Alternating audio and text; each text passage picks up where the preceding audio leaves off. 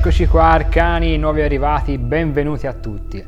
E dopo aver viaggiato nelle stelle con il progetto Serpo e nella mitica Atlantide, se vi siete persi il video vi lascio il link qua in descrizione, oggi vi porto con me in un'avventura davvero intensa. Oggi vi porto all'inferno. Ebbene sì, l'inferno è descritto nella Divina Commedia di Dante Alighieri, dalla selva oscura fino al terzo cerchio. Stavolta ho davvero esagerato ed ho cercato di fare del mio meglio per restare fedele alla Divina Commedia, ma al contempo rendere il tutto più spettacolare possibile.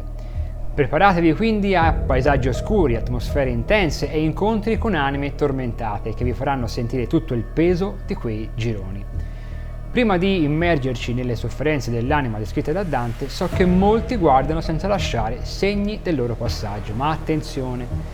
Perché questo comportamento, ovvero di non prendere posizione nella vita nei confronti di nulla, per questo comportamento c'è una pena infernale che vedrete tra poco. Se la volete evitare, non sia mai che qualcuno qui rischia di unirsi agli ignavi, lasciate un like sulla fiducia, fatelo adesso e alla fine del video un commento se questo viaggio infernale ti è piaciuto. Scherzi a parte, questo è l'unico supporto che ti chiedo per spingere questo video tra i consigli della piattaforma. Se poi ti va di darmi una mano in modo ancora più consistente, puoi fare una donazione libera oppure abbonarti al canale per soli 99 centesimi. Ti dico subito che per gli abbonati al canale preparerò una versione unica di tutto il viaggio di Dante, dalla selva fino a Lucifero, un film completo insomma. L'ultimo consiglio: mettetevi le cuffie, vi aiuteranno a sentire ogni dettaglio che ho curato con attenzione per darvi un'esperienza più completa e immersiva e avvolgente. Un piccolo avvertimento finale: le immagini potrebbero urtare la sensibilità di qualcuno, perché non ci sono andato per niente leggero. Quindi adesso è davvero tutto, mettetevi comodi perché iniziamo. Nel mezzo del cammin di nostra vita mi ritrovai per una selva oscura, che la diritta via era smarrita.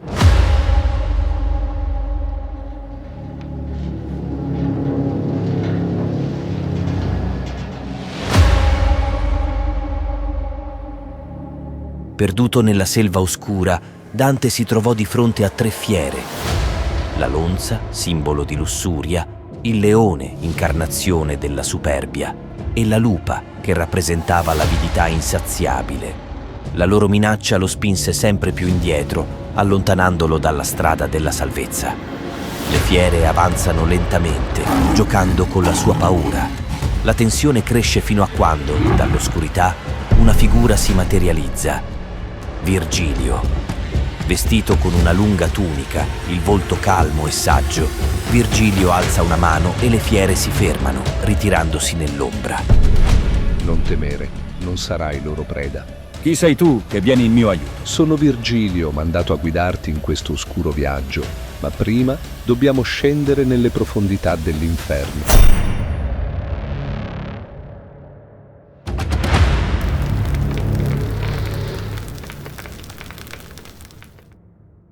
Dopo un breve cammino tra la fitta selva, Dante e Virgilio si trovano davanti a un'immensa porta, scolpita nella roccia, che sorge sinistra al termine di un sentiero tortuoso.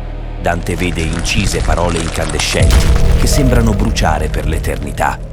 Per me si va nella città dolente, per me si va nell'eterno dolore, per me si va tra la perduta gente. Giustizia mosse il mio alto fattore, fecemi la divina podestate, la somma sapienza e il primo amore. Dinanzi a me non fuor cose create se non eterne, e io eterno duro. Lasciate ogni speranza, voi chi intrate. Con un respiro profondo e un ultimo sguardo alle iscrizioni, Dante segue Virgilio oltre la soglia dell'inferno.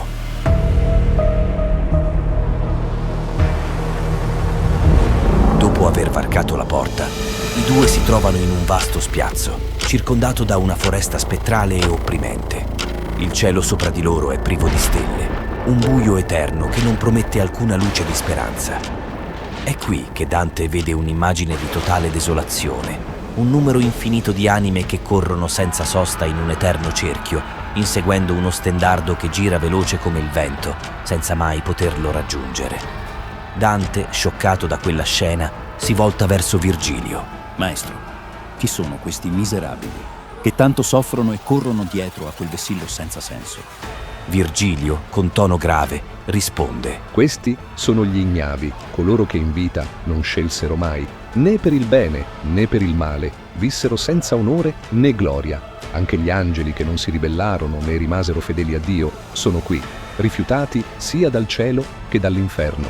Ora sono costretti a inseguire per l'eternità quel vessillo vuoto, perché come non scelsero in vita, così non avranno mai uno scopo nella morte.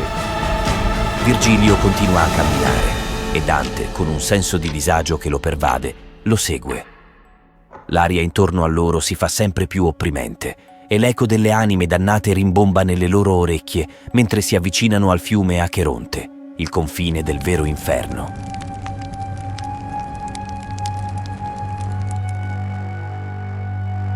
Dante e Virgilio si trovano sulla riva del fiume Acheronte, avvolti da una nebbia densa e oscura. Il fiume ha acque torbide e scure e figure spettrali di anime disperate si affollano in silenzio sulla riva.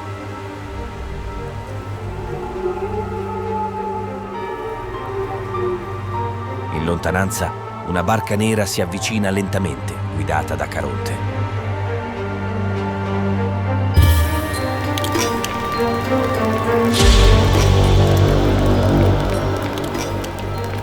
Anime brave, non sperate mai vederlo cielo, il vegno per menarvi all'altra riva, nelle tenebre eterne, in caldo e in gelo.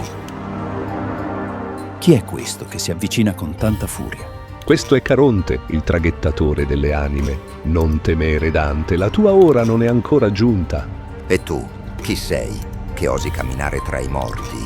Non appartieni a questo luogo. Fermati, Caronte, non è sua ora. Un volere più grande di te lo guida. Caronte fissa Dante con un misto di curiosità e disprezzo, ma dopo un attimo di esitazione ritira il remo e si allontana. Le anime, nel frattempo, continuano a lamentarsi mentre Caronte riprende il suo lavoro.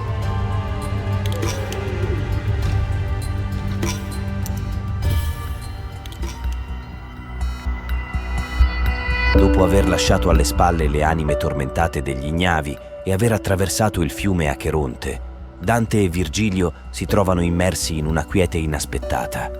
Il fragore della disperazione sembra svanire mentre avanzano verso il primo cerchio dell'inferno, il limbo. Qui non c'è l'urlo incessante dei dannati, né il tormento delle fiamme o dei venti furiosi. Il limbo è un luogo vasto e silenzioso, avvolto in un'atmosfera quasi malinconica. Non c'è dolore visibile sui volti delle anime, ma un senso profondo di rimpianto e tristezza, come se fossero intrappolate in un sogno da cui non si possono svegliare. Maestro, Chiede Dante con un velo di rispetto nella voce. chi sono coloro che abitano questo luogo senza pianto e senza grida? Virgilio, con il volto serio, risponde: Questi sono coloro che vissero senza peccato, ma che non conobbero il battesimo. Sono le anime dei giusti che vissero prima della venuta di Cristo e quelle che, pur avendo virtù e saggezza, non ebbero mai la possibilità di conoscere la fede cristiana.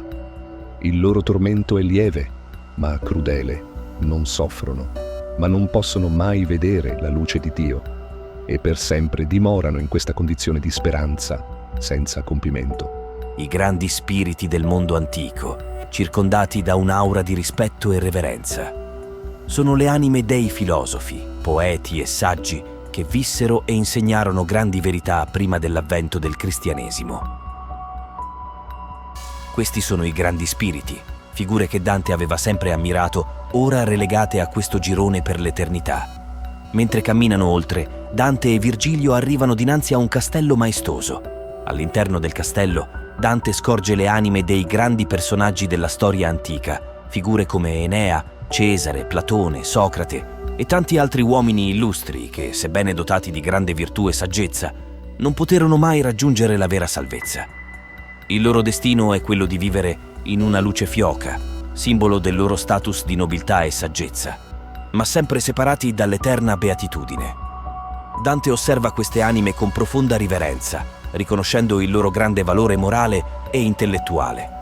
Tuttavia, è consapevole che la loro sapienza terrena non è stata sufficiente a salvarli dall'inferno. Virgilio lo conduce fuori dal castello e con un'ultima occhiata Dante lascia dietro di sé il limbo, colmo di riflessioni sulla fragilità della virtù umana quando separata dalla fede.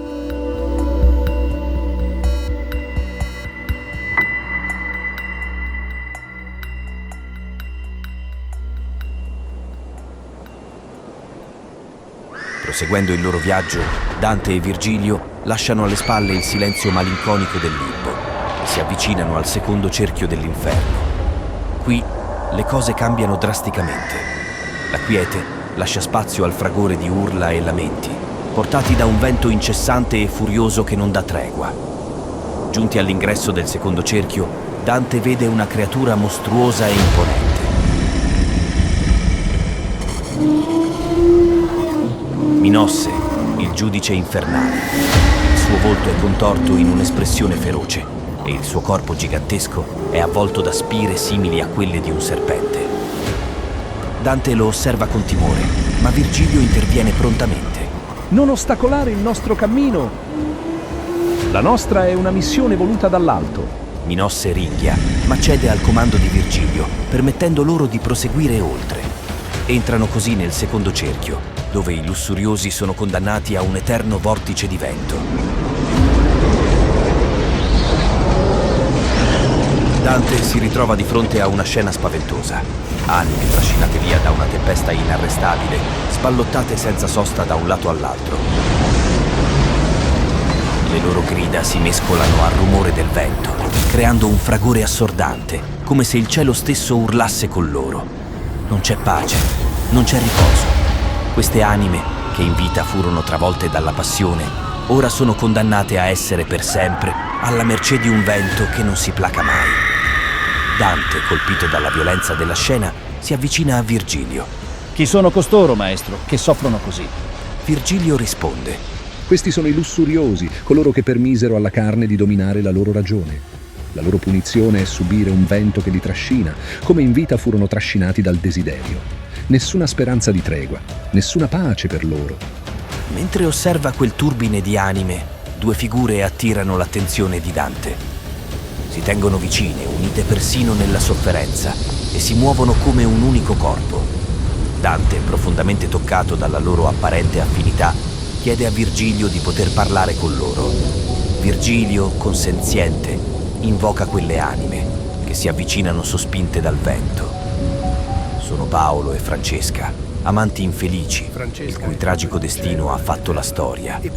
Francesca, con voce dolce ma spezzata dal dolore, racconta a Dante la loro storia d'amore. Amor, ch'al cor gentil ratto s'apprende. Mentre Francesca parla, Dante viene travolto da un'ondata di compassione. La potenza del loro amore proibito e la loro tragica fine lo scuotono profondamente. Sentendo il dolore nella voce di Francesca, Dante è sopraffatto e, con lacrime agli occhi, cade a terra come svenuto, travolto dalla sofferenza per il destino di questi amanti.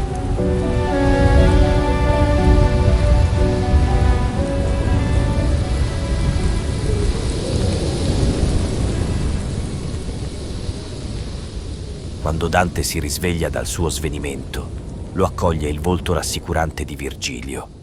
Dopo un breve scambio di parole, riprendono il cammino e scendono verso il terzo cerchio dell'inferno.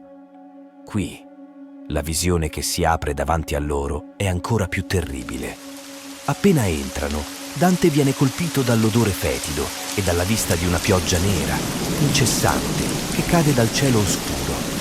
Non è pioggia normale, ma una pioggia sporca, fatta di acqua putrida, grandine e neve mista a fango, che cade senza tregua e inonda il suolo, trasformandolo in un pantano nauseabondo.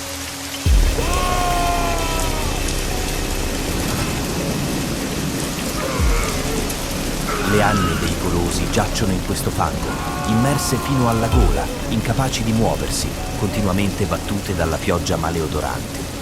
Queste anime, che in vita si abbandonarono all'eccesso di cibo e bevande, ora subiscono la condanna di essere sommerse da un diluvio eterno, tormentate da una fame e una sete che non possono mai placare. Il suolo su cui giacciono è viscido e il loro gemito si confonde con il suono costante e monotono della pioggia. Dante, disgustato da questo spettacolo, chiede a Virgilio chi siano questi dannati. Il maestro risponde: Questi sono i golosi, coloro che in vita non conobbero misura né i piaceri del palato. Il loro tormento riflette il loro peccato. Come furono insaziabili in vita, così ora sono costretti a subire una pioggia continua che li sommerge, senza mai avere sollievo. A custodire questo cerchio c'è Cerbero, il terribile cane infernale con 3 teste, un mostro gigantesco e feroce. Le sue bocche spalancate ladrano incessantemente, mostrando denti affilati come lame. Cerbero si aggira tra le anime, squarciandole e graffiandole con le sue enormi zampe, divorandone i corpi solo per vederli rigenerarsi immediatamente e così torturarle ancora. Dante arretra con orrore alla vista del mostro, ma Virgilio si avvicina con sicurezza. Preleva un pugno di fango dal suolo e lo getta nelle bocche fameliche di Cerbero. Il mostro, affamato, si avventa sul fango, inghiottendolo con avidità, permettendo così ai 2 poeti di passare indisturbati.